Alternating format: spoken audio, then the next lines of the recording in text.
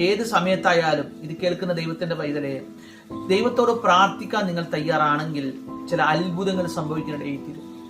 നമ്മുടെ ബുദ്ധിക്ക് അതീതമായി ഒരിക്കലും നടക്കത്തില്ല എന്ന് നമ്മൾ ചിന്തിക്കുന്ന മേഖലകളിൽ നമ്മുടെ പ്രാർത്ഥനകൾക്ക് ഒരു വലിയ വ്യത്യാസം കൊണ്ടുവരാൻ സാധിക്കും. സഭയുടെ ശ്രദ്ധേറിയ പ്രാർത്ഥന വളരെ ഫലിക്കുന്നു എന്ന് ദൈവത്തിന്റെ വചനം പറയുന്നു. ഇരുട്ടിന്റെ അവസ്ഥകളെ മാറ്റി വെളിച്ചത്തിന്റെ അവസ്ഥയിലോട്ട് നിങ്ങൾ മാറാൻ പോകുക. ഇന്ന് ചിലരുടെ ജീവിതത്തിൽ, ചിലരുടെ ജോലിയിൽ, ചിലരുടെ വിദ്യാഭ്യാസത്തിൽ, ചിലരുടെ സകല മേഖലകളിലും ദൈവിക വെളിച്ചം പ്രകാശിക്കാൻ പോകുക. ഇതൊരു പ്രവചനമായി ഏറ്റെടുക്കണം. ദൈവിക വെളിച്ചം ചില കുടുംബങ്ങളിൽ ശക്തമായ രീതിയിൽ അടിക്കാൻ പോകുക. നിന്റെ നഷ്ടപ്പെട്ടു പോയ ജോലിയെ കുറിച്ച് നീ ഭാരപ്പെടണ്ട. നീ തകർന്നു പോയ ബിസിനസിനെ കുറിച്ച് നീ ഭാരപ്പെടണ്ട. തളർന്നു കിടക്കുന്ന നിന്റെ അവസ്ഥകളെ തട്ടി ദൂതൻ പറയുന്ന എഴുന്നേൽക്കാം. ദൈവത്തിന്റെ ആത്മാവ് എന്റെ മെസ്സേജ് കേൾക്കുന്ന കൂടപ്പിറപ്പുകളെ നിങ്ങളോട് പറഞ്ഞ് എഴുന്നേൽക്കാം.